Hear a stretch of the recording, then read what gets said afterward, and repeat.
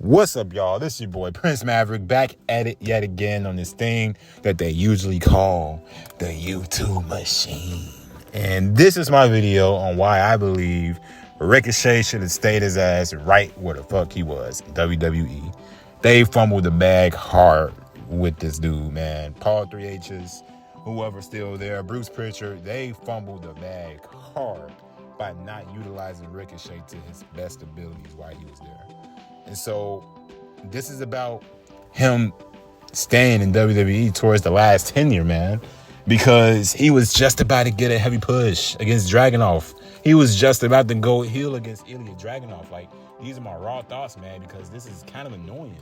Knowing that he shows up in AEW, right? All in. I got a chance to watch that back. Really good pop to me. He didn't get the greatest pop.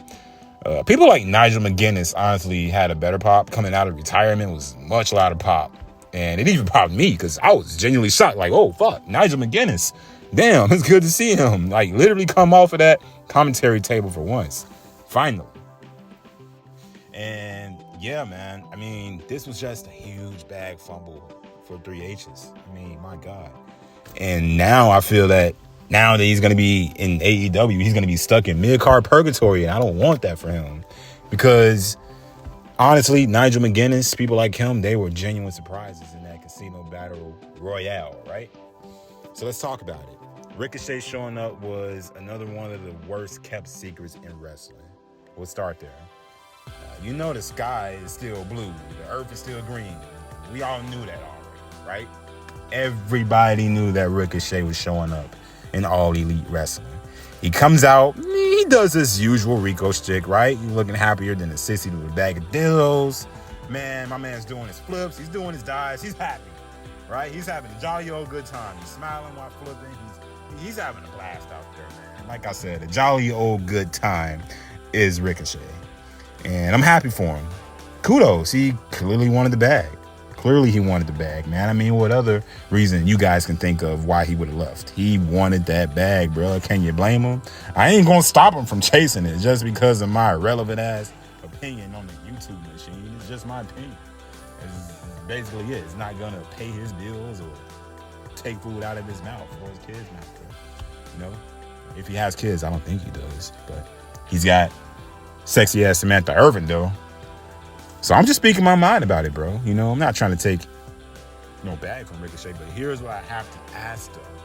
Did the excitement of seeing Ricochet already end at All In? He was just about to be given a push by Paul 3H's Levesque. I believe this was supposed to be his big break, but he missed the opportunity. Or 3H's noticed a chance to use him earlier. You can argue that as well, right? He wanted to use him earlier, but there was just no room. Let's be honest. He was just rehiring everybody back that Vince had let go. And then you bring back your carrying crosses. You bring back your hit rows, your shit rows at the time, right? I mean, look at Swerve. He's in AEW now. Look how well that paid off.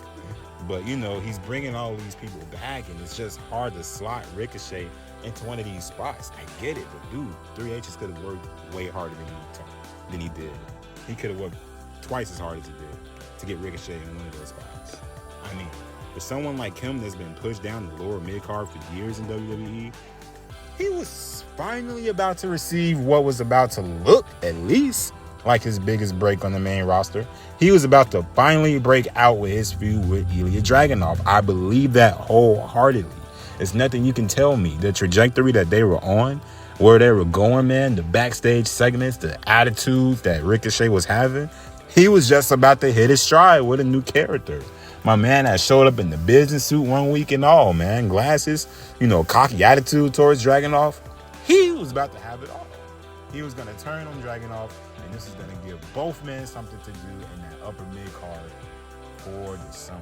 At least it was supposed to be the case. What a missed opportunity. I feel he could have just finally showed off some of his charisma in that feud and stood out for the first time. Finally, something involving Ricochet that wasn't NXT, black and gold, had me on the edge of my seat. Finally, that's exactly what I was telling myself the whole time, man.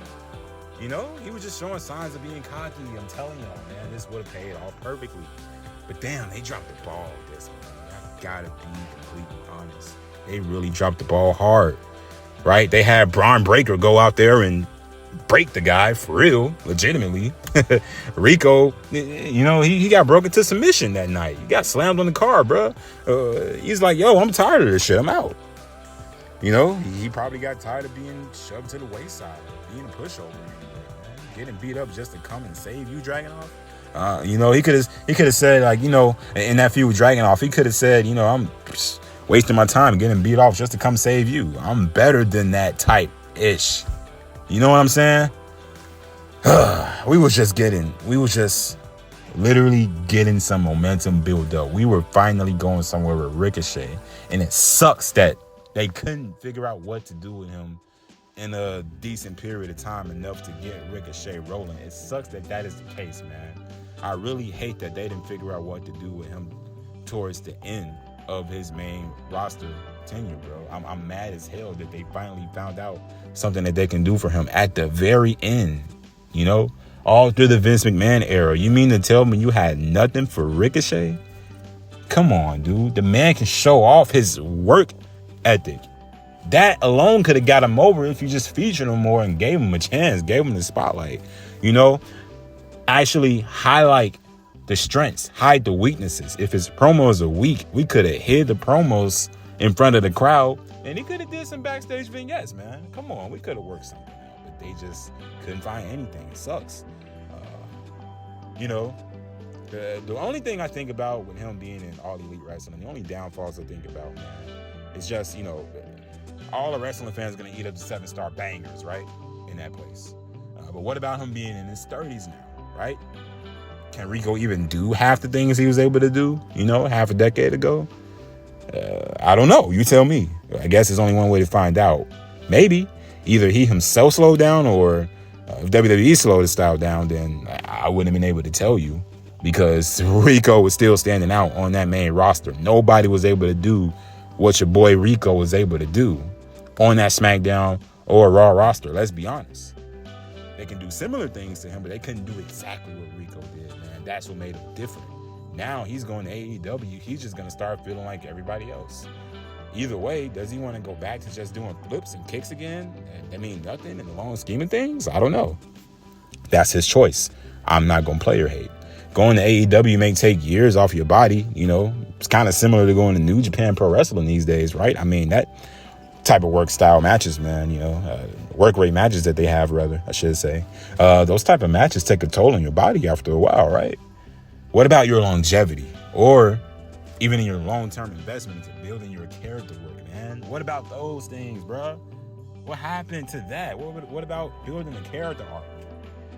Having some type of aura about you that's above, beyond what everyone else can do, which is set yourself apart with charisma, man.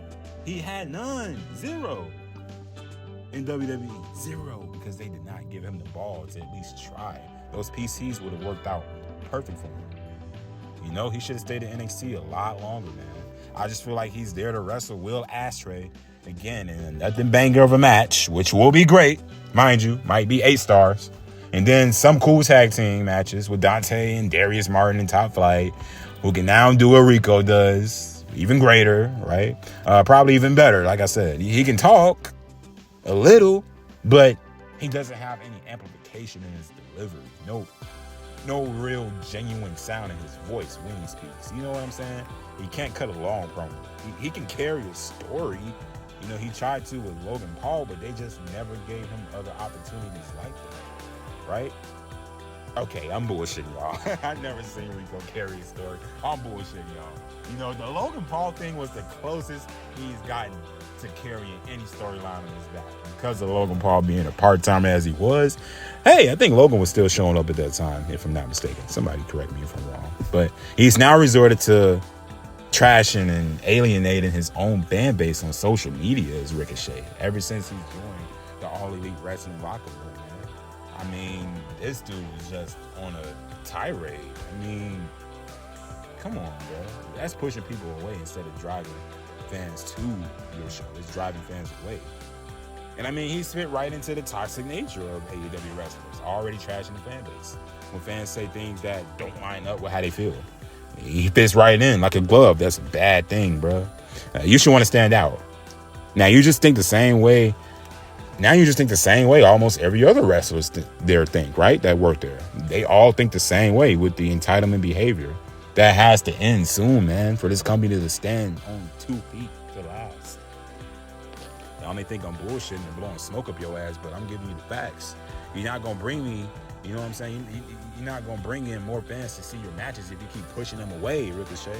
Forcing somebody to watch matches just because she was busy for work, bro. Like, yeah, he actually contacted one of those fans like that. You know, she's supposed to go out of her long-ass day of work, probably with kids, just to watch one of your matches, bro. Get the fuck out of here. She said she wanted to watch the highlights. Let her watch the highlights, Rico. Come on, man. Get off her dick. Give him the ball, Tony Khan. I'm talking about Ricochet. Give him the ball with an intriguing story, along with a new character that's not all flips. To something. Then we on to something. I feel like he's making a huge mistake signing with AEW. I'm just being real. All the AEW faithful want to hear is, you know, all they want is 6-star clangers and wangers and dangers and bangers and jangers and fangers. That's all they want, man. They don't care about actual storytelling, compelling storylines, bro. Building story arcs towards the next pay-per-view and things leading into the pay-per-view and coming out of the pay-per-view and continuity. They don't give a fuck about common sense and logic. No. We AEW faithful. That's all we know is to shoot down everyone else's opinion, and we're the only ones, right, Prince? We're the only ones that's right, and we're the only ones that should have a fucking opinion. That's the egotistical mentality if I ever heard one from their fan base. I'm serious. The AEW fan base is the most toxic wrestling fan base I ever fucking came across. Legitimately. And I got a whole nother video on that coming up soon. Yeah. Oh, you're going to say, oh, you're going to hurt my feelings, Prince, if you talk about Rico. He's going to do bad in AEW, man. He's not going to do bad. He's going to do great. Because at least it's better than that kid show, Prince. It's better than that kid show, Monday Night Raw. But Monday Night Raw is producing stories that are captivating. Not lighting the world on fire, no, of course not. But captivating enough to draw people's attention.